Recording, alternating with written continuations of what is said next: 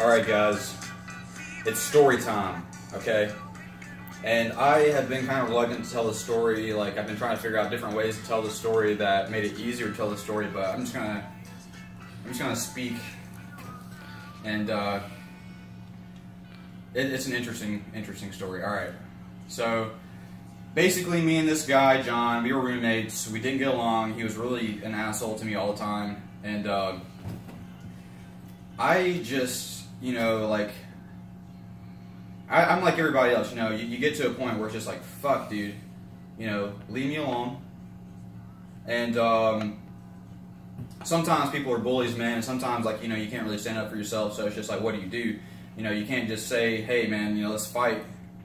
And I'm not the kind of person that tends to want to do things that way. I more so will, you know, take advantage of the environment around me, take advantage of the opportunity to lay it on you, man, you know, when the time is right. And that's kind of what happened with this whole situation.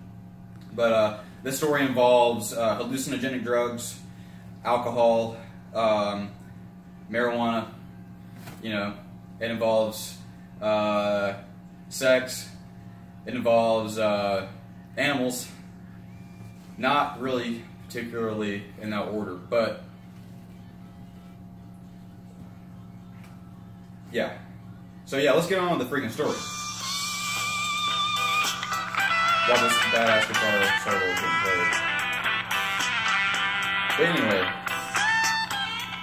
it was an awesome night. It was Halloween night, 2017, and I and a few friends had, you know, drank a little bit. We went to a show, and then we went to a party afterwards.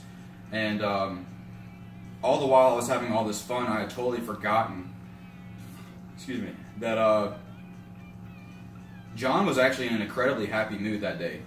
He woke up that morning, you know, was like offering to buy me breakfast, like just like out of nowhere. The dude is so happy, and it's just, you know, kind of weird. And I asked him, I was like, yo, man, what's going on? You know, you're a really good spirit. Like, I'm glad. He's like, yeah, dude, I've got a girl coming over tonight. And I was like, okay, awesome, dude. And I didn't really think anything of it. I did my own thing. I played music. I had a fun night. And I consumed a few things, but not too much. I wasn't, you know, I wasn't crazy. I wasn't like an idiot or anything. I had a little bit to drink, and I might have had a few other things. I was not on hallucinogenic drugs by any means, but somebody else was. Most likely, just saying. And I came in the house, and everything's kind of quiet, you know, and I walked down the hallway, and the girl that I see in his room, I kind of recognized. And when I saw her, like I said, I mean, I had a little bit of drink, so I was kind of boisterous, and I just didn't really give a fuck, and I kind of let out a huh! noise. And John definitely heard the noise, and I could kind of feel the vibe in the room kind of shift. And so I walked up to his door since it was open, and I was like, yo, what's up? Looking at the girl. And she kind of like took a second. She's like, oh, hey. And John looks at me. He gets up. He comes up to me, and there was just a lot of emotion in his eyes. There was confusion. There was anger. There was like this desire to really know the answer to the question that he was about to ask. And he wanted me to give it to him straight. And so he asked me, he was like, you guys know each other? And so, in about half a second, it took me to think exactly what I knew I had to say. And I was like, yeah. And he knew exactly what that yeah meant. And I just couldn't leave it at that. I was like, it got a little awkward, of course, after that. And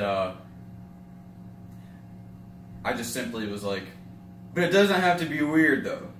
You know, it doesn't have to be weird, guys. And when I said that, oh my gosh, dude, like the awkwardness just like fucking exploded. So needless to say, shortly after that, she wound up leaving, and the thought that was going through my mind is just like, when this girl walked in here and she saw my guitars and stuff, which she has seen before, like, what's going through her mind? Like, yeah, that was kind of confusing. But you know, he kind of retreated back to his room, and he didn't say anything. And the kicker though, if you can catch the drift of what I'm saying, let's just say he was very unhappy because that was what he was expecting to get on his birthday, and I felt a little bit bad about it, I'll be honest with you, but at the same time I was just like, you know what, dude, fuck you. And here's the deal, dude. Yeah, you get all excited, you bring home a lady, and guess what? That's what happens when you fuck with me.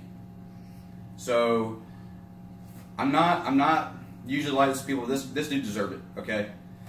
But it was his birthday, and the next day he came up to me like basically crying and just having a huge mood swing, just like he's literally about to cry, and he was throwing so much of a fit. My other roommate Josh stepped out and was like, dude, if you don't straighten yourself out, dude, you know, I'm gonna have to subdue you. And yeah, anyway, so I just want to say, people that are twisted like that, I mean, that's a twisted thing that I did, and that's one reason why I didn't want to share this story. But I just want you guys to know, this shit didn't go unpunished. So you can say it's a good thing, you can say it's a bad thing, whatever. What comes around goes around. And hell, I have no regrets. So fuck John, fuck you, John, if you see this, and you know where to find me.